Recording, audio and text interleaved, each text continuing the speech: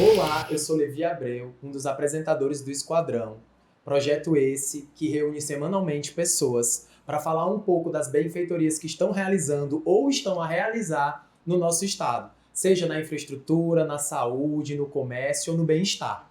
E hoje nós estamos aqui com duas pessoas para bater esse papo muito gostoso. Uma delas é a Rebeca Sulamita, empresária, dona de um grupo de empresas que faz a diferença no nosso estado. E estamos aqui também com a Laurana Bandeira, uma das mulheres incríveis que trabalham no ramo do empreendedorismo e lidam com diversos desafios diários para fazer com que essa cidade possa prosperar cada vez mais.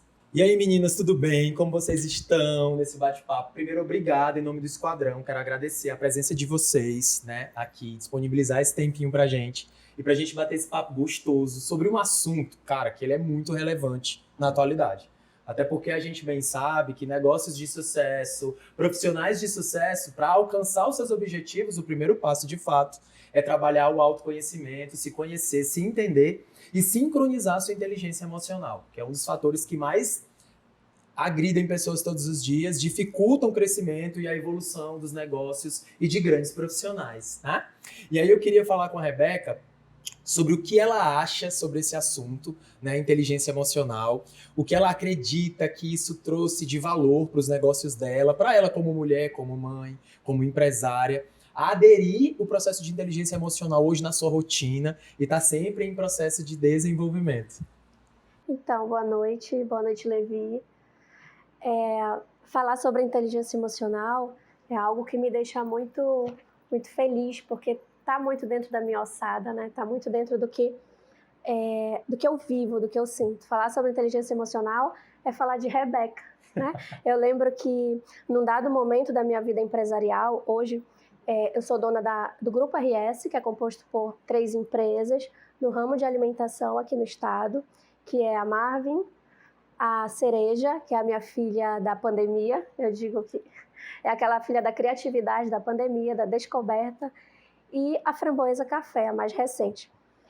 E eu lembro que eu sempre tive uma linha muito tênue, né, entre ser líder e ser gestor. Então, no meu DNA, eu sou muito líder. E sempre foi uma dificuldade, um desafio muito grande. Eu preciso ser gestora. Eu não posso só olhar do lado do coração para o meu colaborador, para a minha empresa. Eu preciso de números, eu preciso de resultados. E isso sempre foi um desafio muito grande, sabe? Eu não venho de um DNA empresarial. Eu não tenho na minha família grandes empresários, não. Eu comecei aos 19 anos e era muito desafiador porque os meus colaboradores naquela época eram pessoas que tinham idade para ser os meus pais, para ser os meus tios. E olha a dificuldade que foi eu, aos 19 anos, sem inteligência emocional nenhuma, lidando com pessoas que zero inteligência emocional. Imagina a zona, conflito, a zona de guerra que era. Então, num dado momento, eu tive que me retirar daquele cenário, ficar lá na plateia olhando, observando, opa, alguma coisa não está dando certo. Por que eu não estou conseguindo repassar os meus comandos? Por que eles não estão, de fato, executando o que eu estou pedindo? Então, foi nesse dado momento que eu percebi a importância do autoconhecimento, de aceitar feedbacks, ao mesmo tempo de ter essa empatia, né? Como eu falei, é muito tênue, é muito delicada essa linha, mas é essencial, né? Eu falei do lado corporativo, mas trazendo para a vida pessoal, não tem como separar a Rebeca empresária da Rebeca mãe, da Rebeca amiga, da Rebeca esposa, é uma pessoa só, né? Então, saber discernir, saber ter essa maturidade, adquirir essa maturidade, na realidade, aos poucos, não é assim. Não é fácil, mas é um caminho que vale muito a pena, muito mesmo. Massa. E Laurana, me conta um pouquinho aí da tua história, um pouquinho do teu trabalho, como tu consegue enxergar a importância da inteligência emocional nos ambientes que tu faz parte, tanto como profissional, como mulher, né, como pessoa. Me fala aí um pouquinho pra gente poder, que a gente tá curioso. Eu tô muito curioso, que a gente não se conhece. A Rebeca eu já conheço, gente. Ela é minha cliente, a gente já viveu várias experiências juntos, mas a Laurana ainda não, com ela aqui é uma descoberta. Bom, obrigada pelo convite, é um prazer estar aqui com vocês, né? Agradecer pelo convite do projeto também. Eu me chamo Laurana Bandeira, já deve perceber que pelo sotaque, né? Não sou daqui, todo mundo pergunta isso, então já vou adiantar. É nordestina? Eu sou nordestina do Maranhão. Eu moro aqui no Amapá já desde 2010. Eu iniciei, né, dentro da vida do emprego, do trabalho, né, enfim, no mercado de trabalho, não na área que eu estou hoje, que tem a ver com o tema que nós estamos colocando. E ao longo desse processo eu fui descobrindo, né, esse viés aí de precisar trabalhar a minha inteligência emocional, de precisar me desenvolver para eu melhor me posicionar nos ambientes em que eu estivesse, seja como líder ou como liderada.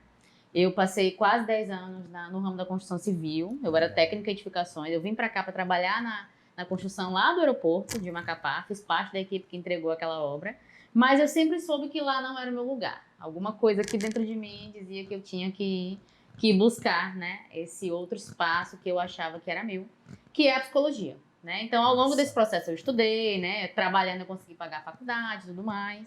E aí chegou o momento de eu dizer tchau, primeira casa, obrigada por tudo que você fez na minha vida, mas eu vou buscar, né, esse sonho. E aí eu mudei, né, fiz transição de carreira, mudei só para psicologia, que é a área que eu estou hoje. E dentro da psicologia eu pude viver um universo de experiências como psicóloga, abrir meu próprio espaço. Veio a pandemia, eu precisei dar uma pausa nesse sonho, deixei ele guardado, continuei a psicologia de uma forma mais unipessoal, né? E hoje eu estou, através desse projeto dentro da psicologia também, aproveitando oportunidades que vieram para a gestão, né? Eu estou dentro da Prefeitura de Macapá gerindo algumas áreas e isso tem me feito ser uma líder de equipe há algum tempo, né? E também dentro desse processo, tendo que auxiliar no processo de trabalho da minha equipe e no meu próprio posicionamento como líder e como gestora para aquilo que a gente precisa executar, né? Então, de fato, a gente não tem como desvencilhar essa pessoa que é no dia a dia da pessoa que é no trabalho, porque uma vai somar com a outra ou não para que a gente consiga alcançar esse objetivo. Massa. E uma das coisas mais importantes é que adquirir inteligência emocional é meio que, como é que eu posso dizer para vocês?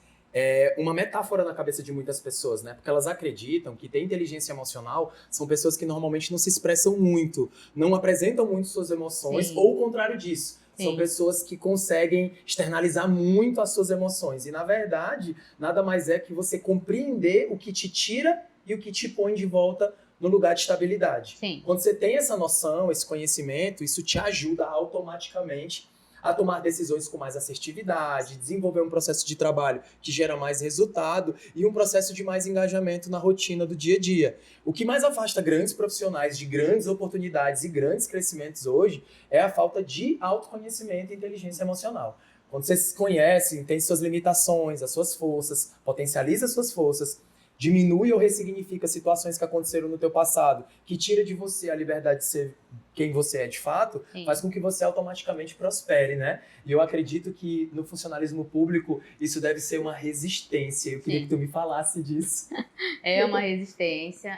Em todo lugar, né? Eu tive a oportunidade de trabalhar 10 anos numa empresa pública federal. Era um desafio. A gente sabe que quem passa num concurso público tem um mérito, né? E depois que você entra nesse mérito, muitas vezes ao longo do tempo você estagna.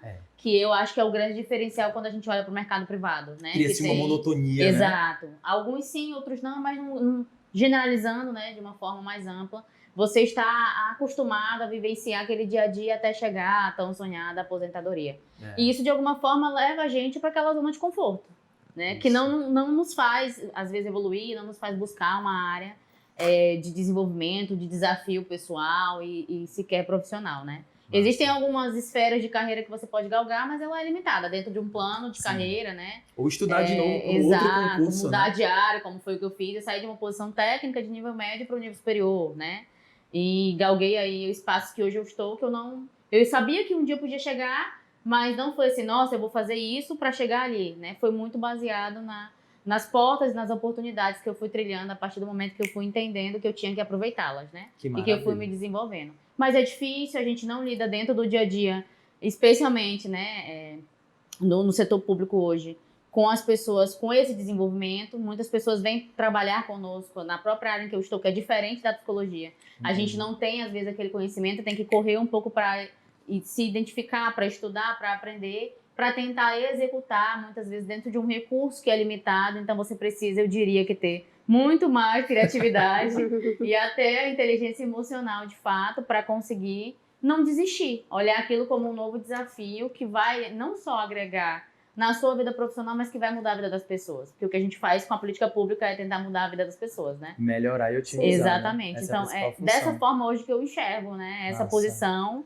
e ela que me impulsiona a permanecer nesse desafio. Que delícia. E, Rebeca, me fala um pouquinho sobre como é tentar ou introduzir todo esse conceito da inteligência emocional dentro do ambiente de trabalho, dentro de uma empresa privada, onde as pessoas pensam e sentem diferentes e tem uma certa liberdade, né? Porque na empresa privada, o colaborador ele tem a liberdade de pedir para sair a hora que ele quiser, de não querer mais fazer parte daquele movimento, principalmente quando esse movimento está introduzido na cultura da empresa, né? E aí eu queria que tu falasse um pouquinho, mesmo sabendo um pouquinho já, mas é para as pessoas que estão ouvindo a gente agora, né, e assistindo o nosso episódio, eu queria que de verdade tu falasse um pouquinho sobre como foi introduzir a inteligência emocional na tua rotina de trabalho, junto aos teus colaboradores, e que tipo de resultado isso tem surtido para o teu negócio.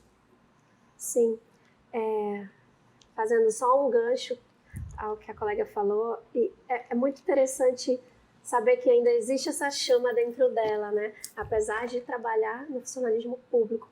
Porque existe aquela questão do salário e do salário emocional, que com o tempo vai se perdendo lá dentro, né? Verdade. E ficou muito contente com isso. Respondendo à pergunta do Levi, hoje eu trabalho com 3 empresas, 3 nichos diferentes de público, de produto. Então, é muito desafiador, mas eu entendi que eu precisava nichar, limitar. Não só o meu cliente, não só o meu produto, mas o meu colaborador. O perfil de um colaborador hoje da Marvin é totalmente diferente do perfil de um colaborador da Cereja, por exemplo. Então, a forma com que eu vou conversar, a forma com que eu vou repassar algo é totalmente diferente. Massa. É muito importante a gente identificar a peculiaridade de cada pessoa. Aí esbarra na questão da empatia, né? Então, assim, falar de... Eu me emocionei. Peraí, pausa. Não, bota. Deixa sair, inteligência emocional. Como é que tu vai? Deixa, sente tudo que você precisa sentir. Porque o Levi faz parte dessa construção, né? O Levi faz parte dessa virada de chave dentro das empresas, dentro da minha vida. E a inteligência emocional é surpreendente, porque ela... Gente, eu tô emocionada.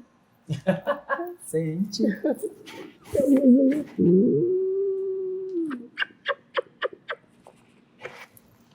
É isso, inteligência emocional. Gente, presenciamos ao vivo. Pra pegar o gancho do que a Rebeca falou, o que é que acontece? A minha vida inteira, eu tive um problema muito grande com a falta da inteligência emocional. Né? A ausência do meu pai me trouxe uma busca incessante de servir para alguma coisa e ser bom em algo. Eu tinha que ser muito especial, eu tinha que ser incrível. Isso não era uma coisa para que as pessoas vissem e me colocassem no pedestal. Era para que eu me reconhecesse dessa forma. Era uma autobusca de me ver dessa forma. E eu sempre busquei desde criança esse processo, né? E durante toda a minha caminhada, na verdade, de forma totalmente subentendida, eu buscava mesmo era que o meu pai me reconhecesse como um filho extraordinário, como valeu a pena você ter vindo ao mundo. Só que eu jamais iria dizer ou aceitar falar sobre isso, porque eu achava que isso feria meu ego, machucava minha existência por tudo que aconteceu na nossa relação. E nesse processo eu sempre busquei estudar muito, ler muito, saber muito e ter muita autoridade nas coisas que eu desejasse abordar como profissão, como carreira. Então nisso eu sempre escolhi ser muito bom em tudo aquilo que eu fazia, que dependesse diretamente de mim como profissional. E nesse processo, quando eu me tornei consultor, uma das minhas maiores felicidades nesse processo foi saber que eu ia fazer com que pessoas não precisassem passar e sentir tudo que eu passei e senti para chegar até aqui. Mesmo sabendo que tudo que eu passei e senti me transformou em quem eu sou hoje e acabei adquirindo muito aprendizado, muita experiência que me deu muita autoridade de falar sobre muitos assuntos. Porque eu vivi, estudei e entendi cientificamente. E aí esse processo me fez querer dividir com as outras pessoas, né? Descobrir sobre quem eu era, sobre como desenvolver um trabalho assertivo, como as empresas têm que ter esse olhar mais direcionado para o sucesso, mais alinhado com o propósito. Então isso me fez fazer com que eu não quisesse mais ficar paralisado no meu cantinho e querer acender essa chama no coração das outras pessoas, né? Para elas pararem de se vender por dinheiro e começar a dar atenção aos 3 salários mais importantes no processo, que é o salário material, que traz conforto, bem-estar e faz a gente conseguir sobreviver no ambiente que a gente está. O emocional, que é se sentir feliz a cada resultado extraordinário que você traz para um cliente seu, uma experiência massa. E o espiritual, né? Saber que o que você está fazendo pelo empresário está fazendo com que a empresa dele cresça, faça com que ele automaticamente abra um leque de mais emprego, gerando mais renda e mais crescimento para o próprio Estado. Então, é algo além do óbvio necessário. Então, despertar essa consciência foi um dos maiores milagres que aconteceram na minha vida. E aí, tipo, infelizmente, nem todo mundo tem esse processo, né? Mesmo a gente passando a informação, ali, acompanhando, pegando na mãozinha, existe uma resistência enorme para que as pessoas abram a cabeça e entendam que elas precisam parar e se conhecer. E essa resistência, ela é tão real que existem muitos clientes que passam pelo meu escritório e não conseguem se conectar com o processo porque não entendem o valor que ele tem. Até sentir um impacto de dor muito grande, né? E aí a Rebeca, ela tem essa experiência, né? Quando ela chegou comigo, eu sempre trago essa lembrança quando a gente conversa. Ela chegou tão fina, tão perdida, né? Eu lembro de toda a representatividade figurativa dela quando ela foi lá no meu escritório, que a gente se conheceu, né? Porque realmente ela estava nesse estado, né? Jogaram no colo dela um grupo de empresas que ela não tinha tanto afinco de conhecimento técnico e tudo mais, mas ali ela se colocou à disposição de aprender e de mudar. E hoje ela virou uma autoridade, né, nesse processo. E eu tenho muito orgulho, quero que você saiba disso, né, de ter você no meu hall. Você, como várias outras clientes nossas que também se engalgaram, desejaram aprender, colocaram em prática os processos, desenvolveram um processo, foi algo assim que me faz acreditar que o meu trabalho, a minha missão, o meu propósito de vida, ele é real, ele é tangível, ele é verdadeiro, ele é honesto e que as pessoas que realmente dão atenção a esse processo, elas conseguem prosperar, né? E eu tinha até te perguntado sobre a questão do funcionalismo público, porque hoje esse também é um grande desejo meu, né? Fazer com que as pessoas dentro dos órgãos públicos desperte o processo emocional e comece a valorizar isso de uma forma mais emocional, né? Se conectar com a mudança, a transformação da cidade, se envolver emocionalmente nos projetos, tanto da prefeitura, como do governo, como do como é que se diz, de âmbito nacional, enfim, todo recurso que vem ser usado da melhor forma dentro do processo de aglutinar as pessoas para que a gente possa fazer essa cidade explodir como ela merece, né? Então eu gosto muito disso, desse processo, e por isso que eu tinha te feito a pergunta, né? E outra coisa muito importante é, quando a gente fala de inteligência emocional, a gente fala do tamanho do significado e da importância que a gente dá para os fatos que acontecem para a gente, né? E isso determina o nosso estado emocional, que é fisiológico. E aí eu pergunto para vocês duas, e começando com a Laurana, né? Desculpa, tá? Cara, tá sozinho numa cidade que tu não conhece ninguém, chegar aqui e se meter numa obra que demorou muito tempo, só a gente sabe o quanto a gente desejava esse aeroporto, como foi essa ausência, como foi essa distância, como foi viver esse processo para ti, como ser humano mesmo, filha, mulher, enfim. Conta um pouquinho pra gente. Foi a experiência, eu acho que mais formadora da minha vida, né? Eu comecei tudo muito cedo. Quando todo mundo estava curtindo, eu estava estudando, porque eu tinha que dar um direcionamento diferente para o momento de vida que eu vivia, que era um pouco caótico, né? Em função da família, etc. E com 18 anos eu estava assumindo o meu primeiro concurso público. Então, isso foi... Com 18 anos? Com 17 anos eu passei no concurso público da Infraero. Caramba! Eu fiz para Belém, porque eu queria fazer o FPA. Meu sonho era fazer uma federal. Mas naquela época eu jurava que eu ia ser arquiteta ou engenheira, né? Então, eu foquei no trabalho, na cidade, pro local que eu realmente queria ir. Hoje tu és, né? Arquiteta e engenheira de mentalidades. Exato, né? Da vida. Neurológico. E aí... deu quase certo, mas eu entendo que não era para ser, né? O caminho era para ser outro, também acredito, né? Nesse outro âmbito da vida.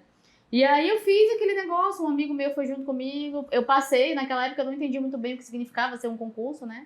Mas enfim, quando me ligaram, em 2010, olha, tá aqui a tua vaga, mas é para Macapá, não é para Belém. Aí eu olhei lá no mapa rapidinho, né? Macapá, Belém, 30 minutos, beleza, eu vou. Só que eu não sabia absolutamente nada do que era, né? Como que era, né? 2010, né? Quase Jurassic Park do que a gente tem hoje. Era era molde e muito difícil de usar a internet, por exemplo, naquela época, né? A gente sofria. E aí, quando eu cheguei, que eu olhei lá de cima, que eu olhei pra baixo, meu Deus do céu, onde é que eu me meti? E eu vim embora. Nunca tive medo do medo me impedir ao ponto de eu não tentar, né? E eu deixei todo mundo lá e vim embora. Tinha um amigo que conhecia, sempre tive muitos bons amigos, graças a Deus, que conhecia uma família aqui, que se disponibilizou a me receber. E eu vim embora pra cá, dia 12 de agosto de 2010. Massa. E chegou aqui, eu fui viver, fui construir a minha vida, de fato. Fui conhecer pessoas, né? Me envolvi com as atividades assistenciais que eu gosto.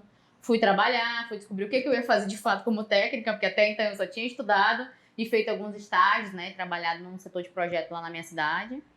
E aí eu fui construindo esse processo, obviamente, com 18 anos, e eu era mais madura do que a minha idade previa, mas eu não tinha, né, zero inteligência emocional, zero autoconhecimento, zero trabalho, né, para cuidar das questões de familiares que já tinham me deixado marcas e dores. E aí eu fui cuidando disso ao longo desse tempo. Então, se não fosse, antes mesmo de ser psicóloga, eu sempre cuidei. Me cuidei em psicoterapia. Então, se não fosse a psicoterapia, o meu próprio autoconhecimento, eu não teria conseguido trilhar esse caminho e estabelecer as bases que eu tenho hoje, né? Massa. Porque é muito difícil fazer essa trajetória. Pra mim é tão natural falar desse processo, mas sempre que alguém me pergunta qual é a tua história, que eu conto a história, meu Deus, como assim? Porque quando eu olho, eu observo que realmente não é natural uma pessoa de 18 anos fazer esse movimento, né? Nós no Ceará chamamos isso de ninja. Exato. Então, e aí eu fiz ele. Obviamente ele deixou muitas marcas que eu também tive que cuidar, que me trouxeram até aqui, né? Mas se eu não tivesse cuidado desse processo, provavelmente eu estaria numa condição menos saudável do que eu me sinto hoje. Então, autoconhecimento, você entender das suas emoções, você aprender a lidar com as situações que te provocam e, ao mesmo tempo, com as que te fortalecem, ele é, sem sombra de dúvida, fundamental para você construir qualquer carreira. Isso. A profissional e, especialmente, a pessoal, porque uma pessoa não está isolada da outra. Você leva. A gente não consegue deixar... Não tem aquele discurso... Chegou no trabalho, por favor, quando você esqueça seus problemas. Você deixa da porta pra fora. Me fala onde é que tem essa gaveta. Não consegue. O teu funcionário não vai trabalhar bem, a pessoa do teu lado não vai produzir. Mas se tiver acolhimento, conexão, empatia... Que é o grande desafio. Né? Eu sempre falo sobre a diferença desses dois aspectos entre a gestão e a liderança, né? Sim. Uma empresa, ela bem aguerrida, ela é uma empresa que tem esses dois hemisférios em funcionamento, como você mesmo falou agora, em conjunto, né? Sim. A persona do gestor, ela não pode existir sem a persona do líder. O líder não pode existir sem o gestor, porque um líder sem regras é um louco. Sim. Um gestor e não sem é um regras, negócio, né? Um gestor sem liderança é um psicopata. Então a gente precisa ter essa conjunção, né, essa conexão, porque isso fala mesmo até dos nossos hemisférios cerebrais, né? Sim. Nós nascemos com um cérebro dividido em duas fatias e cada um tem um comando diferente no funcionamento da nossa fisiologia. E isso é muito interessante, que a dualidade ela é presente em todos os aspectos. E quando a gente fala de inteligência emocional e negócios, inteligência emocional e carreira e trabalho, a gente entende que todas as nossas escolhas racionais precisam estar conectadas a um viés emocional, senão aquilo não vai perdurar. Sim. Né? A única coisa que vai fazer a gente querer buscar, de fato, algo é um ponto específico. Eu vou fazer um concurso porque eu quero ter estabilidade e ganhar dinheiro. Só que isso não é tudo na vida de um ser humano. Tem outras coisas que são importantes também, como eu me sentir fazendo parte de alguma coisa, de um trabalho, de um movimento, saber que se eu fizer alguma coisa que as pessoas vão me aplaudir, vão me motivar, vão me dizer que eu estou indo bem. E às vezes falta isso no funcionalismo público, às vezes falta esse reconhecimento quando você passa num concurso público. E até falando nisso, eu lembro que um dos momentos assim bem dolorosos da minha carreira, inclusive, foi dar um treinamento para um grupo de profissionais concursados que estavam se aposentando e não sabiam o que fazer depois da aposentadoria. Porque eles colocaram toda a sua força, toda a sua energia, toda a sua conexão no funcionalismo público, e eles não se enxergaram, em nenhum momento planejaram chegar a esse momento. O momento em que eles iam ter que dizer adeus àquele lugar, àquele caminho, àquele trabalho, àquele grupo de pessoas. E foi muito mágico também, porque a gente conseguiu trazer um pouquinho de clareza para eles, aquecer um pouquinho esse coração e dar um discernimento a mais ali para que eles engalguem uma carreira ainda mais promissora fora do funcionalismo público, né? E no setor privado não é diferente, né? No setor privado, sim, a gente também encontra muitas barreiras, muitas dificuldades, pessoas que atrapalham o nosso processo evolutivo ao longo da jornada por justamente estar no estado de mediocridade, que é uma mentalidade limitada, querer um emprego, um salário e não querem uma carreira, um crescimento, buscar engalgar rumo ao próprio sucesso. E aí eu queria te perguntar, Rebequita, como é isso dentro do teu negócio hoje, ou como era antes e como está agora, a mentalidade das pessoas, como é que elas pensam a respeito da tua empresa, pelo que tu sente e vivencia todos os dias no teu dia a dia de trabalho? Assim, Levi, eu percebi que na realidade o desafio está mais na transformação da mentalidade do gestor do que qualquer outra coisa, né? Está exatamente nessa autogestão, nesse autoconhecimento. Então, a partir do momento que eu entendi que eu precisava me conhecer minhas habilidades, diminuir minhas interferências, né, para poder eu realmente voar, chegar aonde eu planejo, tudo ficou muito mais simples de entender, de visualizar, bem como eu acho que o maior problema, assim, principalmente do empresário, do setor privado, é porque, digamos assim, você é o diretor-presidente, você é o dono da empresa, você está lá no topo da hierarquia. Quem é que vai te dar feedback? Né? Eu acho que esse é o grande quê da questão, assim, para o setor privado. E eu tenho uma conduta bem diferente lá nas minhas empresas. Eu sempre tomo decisões em conjunto. Eu sempre escuto, né, a ideia. Eu sempre falo assim, a gente está sempre aberto a sugestões, a gente vai analisar, verificar o que é melhor para a empresa. Sim, mas não é porque eu tenho um zelador, eu tenho um atendente que ele não vai ter voz. Não, ele vai ter sim, porque é muito importante ter exatamente essa soma. Eu acredito muito na soma de cada um lá dentro, porque todos nós somos diferentes, né?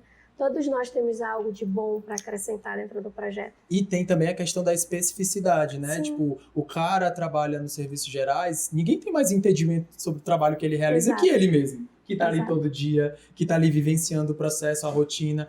Ninguém sabe mais que uma pessoa que executa o processo. Não significa que aquela pessoa é perfeita, 100% expert. Significa que ela tem muito a agregar, se ela puder sentar à mesa nas tomadas de decisões sobre setores que são pertinentes, né? Que ela faz parte, que ela está aglutinada ali. Sim, e entender a importância de cada um dentro desse processo, dentro desse movimento, e principalmente tem guerras que não vale a pena, né? Não vale a pena a gente lutar.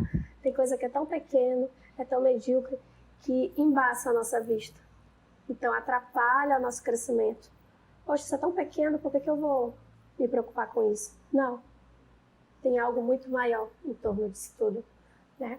Então a minha visão é bem nesse sentido, sabe? De aglomerar, de somar, de entender cada um dentro da minha empresa, de dar essa liberdade, né? Dar essa liberdade dentro da empresa para que consiga trabalhar, para que consiga dar o seu melhor. Porque é muito complicado tu estar com o patrão ali em cima de ti. Vamos lá, resultado, número, quero isso. Não é assim. Eu acho que não flui como deveria. Tá? Massa. E falando disso, dessa cobrança de metas e resultados, é uma das coisas que mais tem abalado pessoas do primeiro emprego quando trabalham nesses setores que exigem essa habilidade, né? E aí eu queria falar agora com a Laurana, psicóloga. Deixa eu ativar o CNPJ dela de psicóloga aqui. Tá do lado aqui. Eu tenho sentido nos nossos processos de consultoria, nos nossos processos de trabalho junto à minha empresa, que nós estamos tendo uma resistência muito grande e uma falta mesmo de inteligência emocional sobre lidar com as cobranças, né? Os profissionais de hoje, eles têm uma dificuldade enorme de serem cobrados, de receber um feedback, mesmo que esse feedback seja um feedback construtivo, seja um feedback que potencializa, mas que mostre os teus pontos de melhoria, que tu precisa melhorar, né? E isso, nessa geração atual, anda sendo muito forte. esse processo das pessoas quererem evitar de trabalhar com vendas por conta da cobrança das metas, das pessoas não quererem prestar determinados serviços com medo de não entregar o seu melhor e ser julgado, comparado ou advertido. E isso tudo gerar meio que uma psicose no ser humano, ele não conseguir dormir enquanto o cliente não aprova uma parada, de não conseguir dormir se não tiver atingido a sua meta, porque no outro mês não sabe se vai continuar no emprego ou não. E eu queria que tu me falasse um pouco sobre como a gente pode tratar isso da melhor forma, né? Principalmente as pessoas que estão assistindo a gente aqui agora, para que isso possa soar ainda mais leve, mas sem perder o viés que nós precisamos, que é cobrar. Porque a cobrança é um processo natural. Sim. Né? Eu acho que é um contexto muito múltiplo e delicado, né? Primeiro, a gente precisa olhar de como que essa cobrança é feita. Perfeito. Depois, de que estrutura eu tenho como funcionário, como colaborador, para de fato alcançar aquela meta. Perfeito. De que forma esse feedback chega até mim. Se eu tenho um feedback agressivo, passivo, né? Se ele é de fato aquela pessoa que vai me ouvir, que vai colaborar, que vai me dar a oportunidade de falar, que normalmente, infelizmente, não é o que acontece. Não é uma realidade. Então, quando a gente fala da dificuldade de receber o feedback, eu já penso na comunicação. Não está havendo uma comunicação ali que a gente pode até intitular da não violenta, né? Não está tendo uma comunicação não violenta. Está tendo uma comunicação de alguém que está no topo, né? Eu domino, sou um predador e eu estou comunicando quem está aqui na base, que é a minha empresa, que tem que atender aquele meu pedido. E aí, infelizmente, as regras trabalhistas, o novo processo que a gente está vivenciando aí, né? Desde daquela hora para cá, né? Muito complicado em termos a nível nacional, federal, também não colaboram, né? Porque nós não temos hoje, a pessoa não tem mais garantia de que eu vou entrar no emprego quando ele é mais da base, né? Do dia a dia. E eu vou receber meu uniforme. Eu já nem estou trabalhando, não tenho recurso ainda, eu tenho que comprar meu uniforme. Porque se eu não comprar, se eu não vier com o meu carro, com a minha moto, eu não vou ser contratada. Então, nós temos uma cobrança em cima do trabalhador que ela é, de fato, na minha concepção, desumana, né? Isso, enquanto profissional. Esse é um ponto que eu gostaria de levantar, né? A gente não tem como trabalhar certos e errados aqui, mas são pontos de reflexão. Isso. Porque quando você pega um outro ambiente em que a empresa dá a estrutura, que ela tem realmente a parceria com o colaborador, que ele tem condições de trabalho, você vai ver que ele entrega a meta. Às vezes é uma meta que ela é surreal porque o mercado ainda está se recuperando, né? Pós-pandemia, toda aquela situação. Alguns setores ainda estão com defasagem econômica, querendo ou não. Mas eu tenho condições de trabalho. Então, pelo menos, você usou um termo que eu achei interessante, alguma coisa emocional. Meu salário emocional está garantido ali, eu estou conseguindo trabalhar, né, no dia a dia ainda para tentar alcançar e me sentir pertencente àquele negócio. Porque o que acontece? Vamos fazer uma dinâmica motivacional, vou chamar o Levi. Mas isso é da boca para fora. O gestor não está preocupado. O gestor quer fazer as pessoas continuarem. Não está preocupado. Ele é um santo, né? Não está preocupado, de fato, em melhorar o ambiente de trabalho e proporcionar condições ele quer um milagre. Que não são custos, são investimentos dentro da empresa para ele ter o retorno que ele precisa. Então, quando eu olho assim, eu não consigo deixar de pensar no colaborador que realmente, às vezes, está alocado no lugar errado, não tem aquele perfil. Esse é um outro ponto. Mas às vezes ele tem um perfil, está no local adequado, ele poderia crescer, poderia trazer aquela meta, gente, porém ele não tem a estrutura. Eu tenho uma nova melhor amiga. Ele não tem a estrutura que ele precisa para trabalhar. Então fica muito difícil analisar essa dificuldade com a cobrança nesse sentido. Mas, de fato, nós precisamos trabalhar o autoconhecimento para eu entender que quando meu supervisor, meu gerente, enfim, meu secretário disser assim, olha, vamos olhar para esse ponto, alguma coisa ele está enxergando que eu ainda não vi. Né? Também. Mas se isso for colocado de uma forma educada e adequada e eu proporcionar para aquela pessoa pontos que ela possa de fato melhorar. Eu estou querendo falar de inteligência emocional, mas na minha empresa que tem 300 funcionários não tem um setor de psicossocial que possa atender meu colaborador. Sim. Não tem não tem um RH. Não tem um RH que é o mínimo, né? Vamos para a base do mínimo. Não tem um RH. A maioria das nossas empresas são empresas de economia familiar, a gente sabe disso. Então, ninguém abre ali aquele núcleo para quem não seja da família. Perfeito. E quem é da família, muitas vezes, não consegue separar. O conflito que tem lá em casa, o porradão que tá rolando, com o problema que vai rolando na empresa. E mesmo ganhando um salário maravilhoso, tá sempre acreditando que tá fazendo um favor para a empresa da família. Exato. Então, são muitos pontos que, olhando para nossa realidade, né, Tucuju, local, Amazônia, vão incorrer nessa avaliação de que eu não sei de fato receber uma crítica ou eu tenho que olhar para esse âmbito geral. Eu gosto de mexer no geral, né? Chacoalhar um pouco. E eu, para complementar a tua fala, eu trago sempre uma visão de que quando não tem essa estrutura na base, é porque falta uma gestão no topo. Sim. Né? Porque todo o movimento cultural de um negócio partilha do princípio de visão cerebral do proprietário. Sim. Como você disse, né? Muitas pessoas, sempre quando as pessoas chegam para mim, me contratam, Silvia, eu gostaria de contratar para tu dar uma palestra para minha empresa, mas é rapidinho, é 40 minutinhos.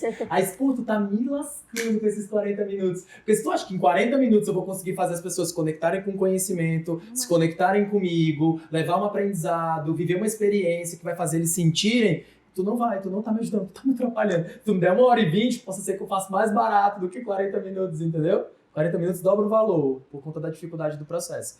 E esse empresário, ele não se põe à disposição de compreender muitas vezes o quanto ele está sendo um escroto no processo. Ele é o grande câncer.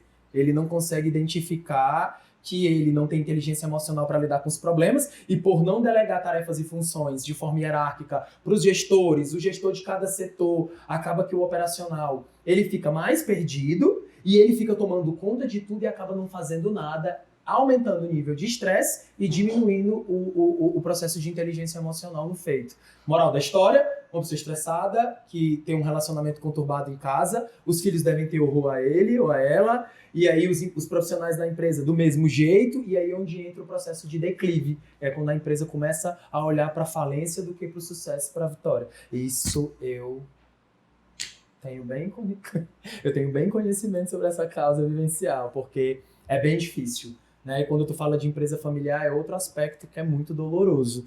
Inclusive, né, a empresa da Rebeca foi nascida de um âmbito familiar, né, desconstruída, né, para ficar sobre total administração da diretoria dela. E aí eu quero te dizer, na verdade, quero te fazer uma pergunta, né, que é até mesmo para que as pessoas elas possam entender mais um pouquinho da tua história. Como eu já sei de muita coisa, né? E eu tenho que permitir com que ela entregue o que ela realmente deseja. Mas eu quero que você, Rebeca, me responda uma pergunta muito importante. Pensa no momento da decisão.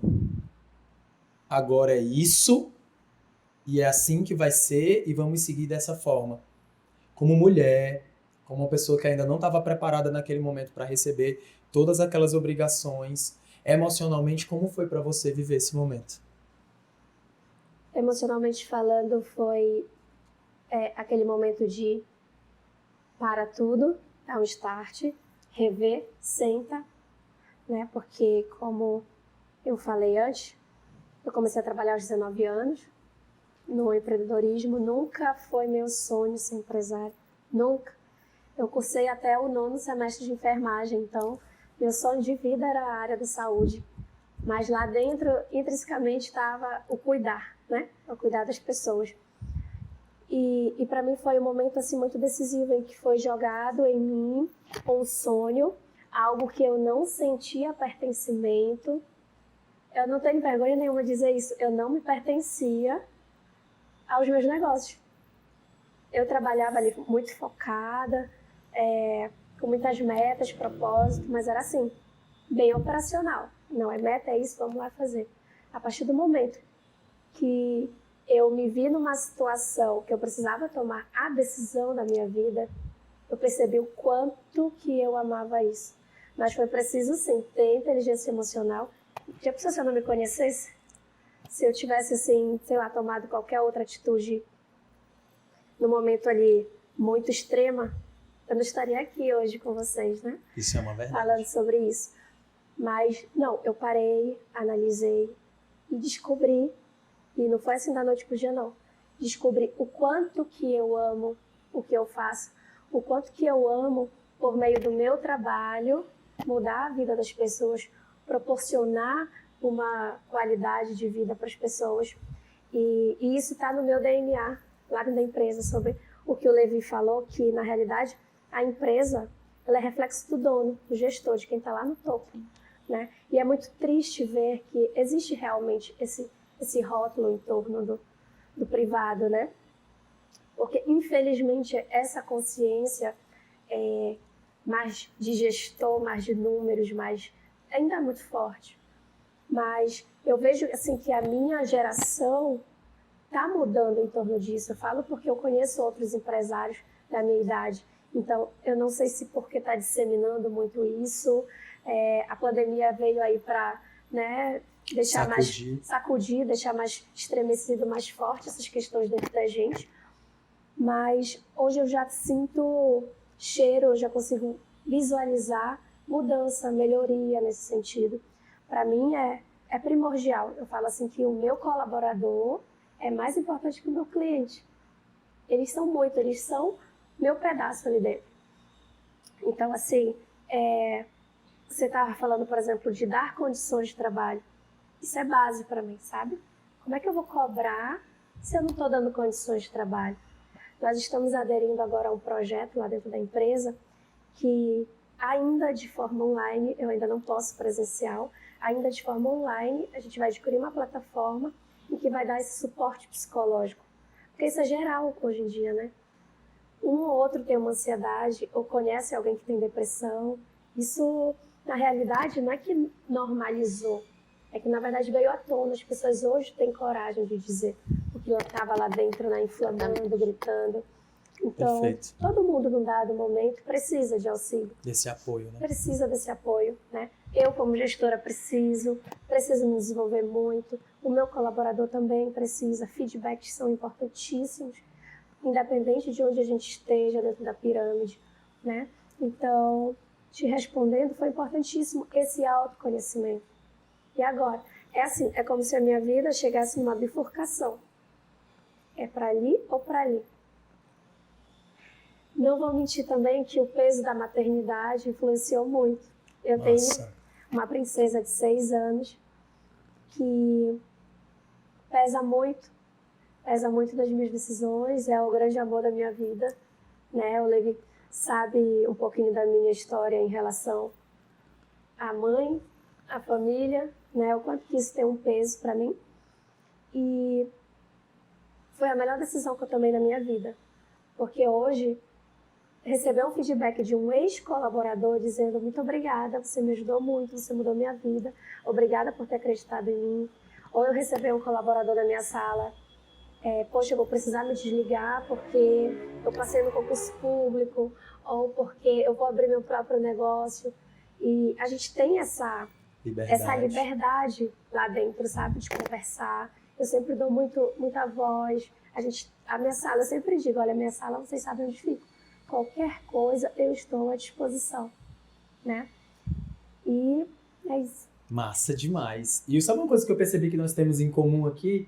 É que ninguém almejava uma carreira desde adolescente, né? A gente se apaixonou pelo trabalho que a gente faz. A gente se jogou. Né? A gente se apaixonou. Uma enfermeira, eu a vida inteira trabalhei com varejo de moda e o maior pilar que eu consegui alcançar foi ser dono de uma fábrica, né, em Fortaleza, que me trouxe um aprendizado e um know-how inenarrável, porque nenhuma universidade até hoje, nenhum curso livre que eu fiz me trouxe o aprendizado que eu tive vivendo a experiência de ser o dono da fábrica, né? De fabricar os meus produtos, de fazer o processo acontecer. E nós temos aqui uma talvez, engenheira, que agora é atual psicóloga, né? E atua diretamente nesse processo. E o mais bacana de tudo é que se a gente perceber também, acredito eu verdadeiramente, que as nossas ex-profissões, de uma certa forma, se a gente for fazer uma avaliação, elas trouxeram muita riqueza para as nossas atuais profissões. Porque a experiência ela é muito válida e as pessoas elas desprezam muito isso. E existem também, eu não sei se vocês têm algum relato para contar, e se tiver, por favor, falem sobre a vida de vocês ou de alguém que vocês conhecem, de pessoas que são frustradas com isso, né? Que durante a vida inteira teve um sonho, colocou na cabeça que vai ser isso, você isso, e tenta, e corre atrás, e faz acontecer, e nunca conseguiu chegar lá, né? Nunca conseguiu chegar lá. E nunca se oportunizou a se apaixonar por outra coisa, nunca se oportunizou a criar esse afeto, esse romance, essa conexão. Porque, por exemplo, a minha carreira eu me apaixonei. Perdidamente eu me apaixonei. Eu nunca sonhei em ser o que eu sou a minha vida inteira, mas hoje eu jamais deixaria de ser por amor, genuinamente por amor. E aí eu queria saber de vocês. Vocês já ouviram alguém que não conseguiu, tentou e não conseguiu? Ou vocês mesmos, de alguma forma, teriam alguma história para contar nesse processo de dessa paixão que aconteceu e aflorou, como foi? De onde nasceu? Onde você sentiu o fervilhãozinho debaixo do pé? Que trouxe essa, meu Deus, é isso. Eu acho que tem um complicador muito grande nesse processo de percepção pessoal, né? Eu costumo dizer que, pra mim, é a decisão mais difícil de tomar na vida. Porque o mercado, a vida, a sociedade impõe uma pressão muito grande sobre... Primeiro você pergunta o que você faz e não pergunta quem você é. Quem você é está atrelado à sua profissão. Eu acho que a pergunta mais certa seria assim, como você conseguiu sobreviver até aqui? Então, né, poderíamos rever essa questão de, de socialização aí. E aí é muito disso. Porque minha família inteira exerce isso. Porque a carreira vem disso. Porque meu pai ou minha mãe quer que eu siga aquilo. Ou então porque alguém que é muito importante para mim me direcionou para isso, né? Até hoje existe frustração na minha família porque eu não fui advogada, porque eu não segui a medicina, porque eu não fui engenheiro ou arquiteta, que eu tinha que seguir o caminho que eu trilhei lá no curso técnico no Instituto Federal do Maranhão. Massa. Então eu acho que é muito dessa pressão e talvez esse sentimento de frustração se dê em função de você alcançar uma coisa que talvez você nem queira. Eu conheço muitas pessoas muitas pessoas ao meu redor que estão ali vivenciando o funcionalismo público ainda, ou estão empurrando com a barriga uma carreira, né, que para uns pode ser a carreira da vida, mas para outros não é, porque eu viso o que a gente chama da, né, suposta estabilidade. Então eu ainda acho que perpassa pelo viés da gente não se conhecer. Eu sabia que eu não ia ser engenheiro ou arquiteto. Qualquer profissão que eu seguisse, eu ia ser ótima, porque eu sou muito determinada no que eu faço. Massa. Eu sempre entrego o melhor, onde quer que eu esteja. Mas eu sabia que eu não ia ser feliz fazendo aquilo. Porque eu não me sentia feliz trabalhando naquilo. Eu passei 10 anos fiscalizando uma obra incrível, eu não me sentia feliz trabalhando naquilo.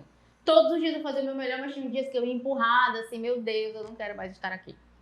Então, você precisa saber o que você quer. Você precisa conhecer, né? Isso é inteligência emocional. Perfeito. Se eu não conheço, se eu não domino essa emoção, se eu não sei que aquilo pelo menos me desagrada, eu não tenho como buscar o que me agrada. Porque a gente começa primeiro sabendo o que não quer, para depois buscar o que quer. Sim. Né? Então, eu acho que as histórias todas, se a gente for buscar qualquer exemplo, vai ter esse fundo aí de verdade. Isso é muito real. E tudo está relacionado ao autoconhecimento, né? E é algo que, geralmente, a gente não aprende em casa. E a gente ignora muito, né? Sim. E as escolas, elas não passam esse processo pra gente em nenhum aspecto. Né? Não tem. Existe essa dificuldade. Seria muito interessante se as escolas pudessem começar a lecionar, né, para as crianças, adolescentes, a importância disso. Para já desenvolver essa questão da maturidade cognitiva, para que a pessoa ela possa começar a amadurecer psicologicamente para suportar os impactos. Porque eu estava falando com um cliente recentemente agora sobre, cara, como é que tu cria tantas objeções contra a tua própria história, sabendo que daqui para diante tu ainda vai passar por muitas dificuldades, dores e sofrimentos que de um movimento natural da tua vida. Vamos lá, tu vai envelhecer, tu vai perder alguém que tu ama. Teu pai vai morrer, tua mãe vai morrer, um tio vai morrer, um grande amigo vai morrer, talvez a tua namorada ou o teu namorado próximo a você pode morrer, pode falecer.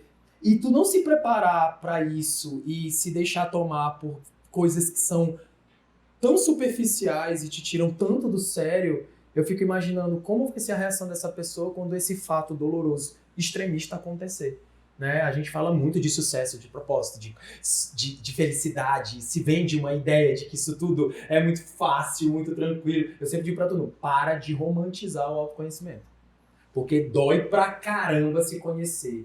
Porque tu tem que quebrar na porrada o teu ego, que é a pessoa mais enjoada no processo de tudo, que é o que menos tira, é o que mais tira de fato a tua permissão de aceitar os erros que tu comete, as tuas fraquezas e afins. E aí quando tu não entra nesse paradoxo, tu dificulta a tua evolução, tu tem que aceitar, eu sou ruim nisso aqui.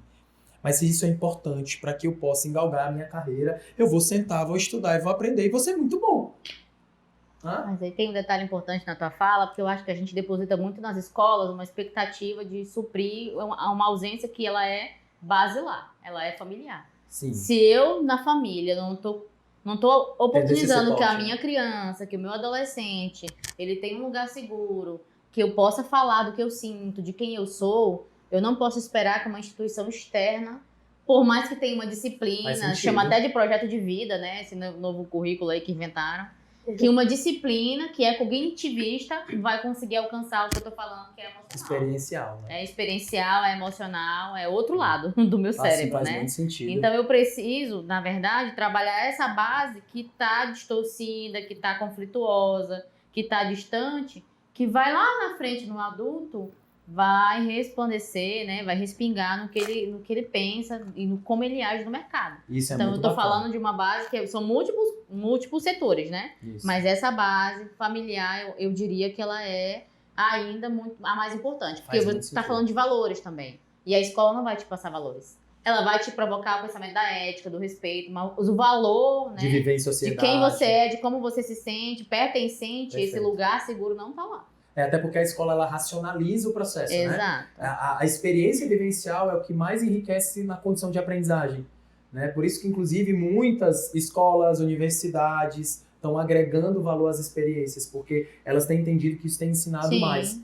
Né? E quando eu falei, inclusive, até para retificar minha fala, no sentido de que isso também ajudaria 50%, uma parte minimamente, né? Ter essa conjunto, clareza, né? O trabalho entender. Mas que os pais se prepararem para esse processo é muito interessante. Eu concordo em números e graus. E eu vou acrescentar, e ela sabe com maestria isso que eu vou falar. Minha filha tem 6 anos e ela está fazendo um acompanhamento psicológico. Ela tem um diagnóstico de TOD. Então, falar de TOD é falar de exatamente isso que a gente está conversando. Ela tem 6 anos, desde os 3 anos mais ou menos, ela não consegue lidar com essas emoções. De algo extremo, não é uma simples birra, é algo bem extremo de se machucar. E deu me abaixar, ficar da altura dela, filha, porque depois da crise, né? Depois daquele choro, toda aquela situação. Eu me abaixar, falar, filha, o que você está sentindo? Por que você fez isso? E isso foi um autoconhecimento também, foi outra faceta de autoconhecimento dentro da minha vida. Porque eu não aprendi a ser mãe, acho que ninguém aprende, né? É na vivência ali, não tem um manual. Então, quando a minha filha começou a mostrar esses comportamentos, eu fiquei, opa, que é isso? Entendi. O que eu estou fazendo de errado? Eu tenho essa facilidade, sabe, de me autoavaliar assim, direto. O que eu estou fazendo de errado? Onde eu preciso melhorar para ajudar a minha filha?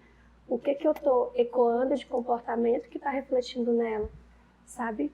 Então, a importância da família nessa construção. Né? A escola, como o Levi falou, acrescenta ali com 50%. Um percentual vem ali para ratificar. Vem para, na verdade, a criança vai chegar na escola, vai olhar o comportamento do colega, como acontece comigo. A minha filha chegou outro dia em casa e falou assim, mãe, o fulano de tal pegou a borracha da colega e jogou no chão. Muito feio, né? Eu falei, filha, é muito feio, isso a gente não pode fazer. Então, assim, outro autoconhecimento, outra faceta, assim, para acrescentar, foi quando a minha filha teve esse diagnóstico. Porque quando a gente é mãe de primeira viagem, principalmente, a gente floreia muito, né? Quartinho todo rosa, minha filha detesta rosa. Quarto cheio de boneca, minha filha ama dinossauro. Então, assim, foi um momento de também pausa, reflete, olha para dentro, olha para ela, sente, sai do automático. Eu sou muito acelerada. Então, eu acredito muito em Deus. Então, eu acho que Deus utilizou uma das ferramentas, foi ela na minha vida. Toma, vai lá e dá uma freada nessa mulher. Né? Então, autoconhecimento está em todo lugar, está em todas as relações e é base. É sobre quem nós somos, né? Sim. E sobre o que de verdade a gente busca. Para a gente encerrar, eu queria trazer para vocês aqui uma visão que é bem simples, porém muito pontual. Se vocês pudessem agora deixar uma mensagem bem geralzona, bem generalizada, para todas as pessoas, gênero, enfim, está ouvindo a gente agora, sobre inteligência emocional, baseado na história de vocês, o que vocês diriam para essas pessoas? Eu deixaria um exercício. Acho que a Rebeca é psicóloga. Me empresta o título rapidinho. Fique à vontade. Eu deixaria um exercício. que seria, vamos pensar de forma que é bem ilustrativa, que a vida, tu tá dentro de um palco, tu tá lá vivendo, encenando, emoções, situações acontecendo. Mas vamos sair desse palco e vem para a plateia. Vamos começar a enxergar as situações de cima, né? De terceiro plano, terceira pessoa. Poxa, o que eu tô fazendo? Vamos se colocar mais no lugar do outro? Vamos olhar mais para dentro de si? Vamos sair lá da plateia, do foco e sair e começar a enxergar com mais clareza, com mais exatidão. Eu acho que isso funcionou super comigo, né? Porque eu casei muito cedo, então eu já passei por situações de ele falar uma coisa, eu falar 3, 4, ganhei. E não é assim. Sim. Não é assim, mas isso é tempo, é maturidade. Então eu aprendi que tu sair daquela situação, tu respirar, tudo vai ficando depois tão simples e até as coisas que parecem ser ruins que acontecem contigo, na verdade, tu aprende. Nossa. Né? Tudo é aprendizado. Tu lá, poxa, eu me atrasei e tal, o cara tá lento na minha frente no trânsito. Será que não é um livramento? E tu tá ali todo agoniado querendo chegar? Não, respira, vive o momento. É isso? Então é isso que eu tenho para deixar, esse exercício. Massa. Laurana? Eu diria, começando pela Dori, continue a nadar. Né? Amo. A gente tem o hábito de ser humano de ser muito futurista, né? Ou de viver no passado. E o presente, ele é a única coisa que nós temos de concreto. Na minha visão, né? Na minha experiência até aqui, da vida e etc. E muitas vezes a gente toma decisões, tem atitudes baseado no repertório que a gente tem hoje, no que eu consegui, né? O que eu conseguia 10 anos atrás, obviamente, é muito distante do que eu consigo fazer hoje, né? Me posicionar, falar ou calar. Então, que você não desista de aprender, porque dá para aprender, dá pra gente se desenvolver. E isso vai fazer diferença, não só no mercado de trabalho, que também vai oportunizar essas experiências, né? Mas especialmente na vida pessoal. E que buscar essa melhor versão de si, isso pode parecer jargão, né? Aí popular da vida, mas é de fato a real. Você precisa buscar essa melhor versão para você mesmo. Não é para outra pessoa, não é para o seu patrão, não é para sua esposa, para seu companheiro, enfim, para o seu filho, etc. É para você mesmo, porque se você se sentir bem com quem você é, naturalmente ao seu redor as coisas vão fluir, né? Com mais naturalidade e assim fica, eu diria que menos difícil da gente vivenciar as adversidades da vida, porque elas existem, né? A vida tá aí para ser trilhada, não tem a ver com a chegada. Tem a ver com o percurso. O que eu vou olhar? 90 anos, tá quase na beira, né? Tô indo já. O que eu vou olhar para isso? Ah, vou aproveitar a minha vida. Não, a vida tem que ser aproveitada ao longo do processo. Todos os dias. Ela é o percurso. Tem dia que a gente tá na bad, então tem que viver a bad. Falar de inteligência emocional não é, eu vou chegar lá, ótimo, os momentos sei de difíceis, tudo, né? vou fingir que nada eu tô sentindo. Não é isso, é a gente viver esse momento. Aprender a acolher. E não existe uma receita pronta para isso. Cada um de nós vivencia isso de uma forma. Então, aprender como que você lida com isso, qual a sua própria estratégia, eu diria que é o mais saudável para você conseguir se desenvolver e continuar aí a nadar. Assistam Dory. E eu diria para as pessoas que elas podem viver duas coisas que são muito importantes. Uma é planejar o seu futuro ideal e segui-lo.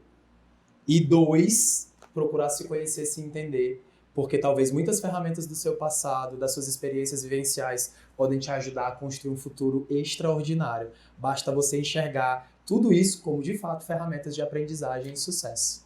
Bom, meninas, eu quero agradecer a vocês pela participação, pelo tempo. Muito obrigado. Achei que foi muito rico o nosso bate-papo. Eu tenho certeza que foram 2 vertentes, 2 histórias e que, no final das contas, as nossas histórias acabaram se conectando em alguns momentos, né? O sistema, claro. E eu fico muito feliz em fazer parte de um projeto tão massa, né? Peço para que todo mundo compartilhe esse vídeo, passe para outras pessoas para que elas possam assistir também. Acho que o conteúdo aqui foi muito rico e merece alcançar o máximo de pessoas possível para que a gente possa levar mais conteúdo, mais conhecimento e, com isso, muita transformação para o nosso estado tão querido e que precisa tanto de bons profissionais, como a gente está vendo aqui, né? E que vocês não estão conseguindo ver, que aqui atrás também tem uma galera top das paradas do sucesso. Beleza? Obrigado. Beijão, sucesso pra nós e continua aí, assiste e compartilha muito, porque o nosso maior objetivo com esse projeto é servir você que tá aí do outro lado. Sim ou não sim?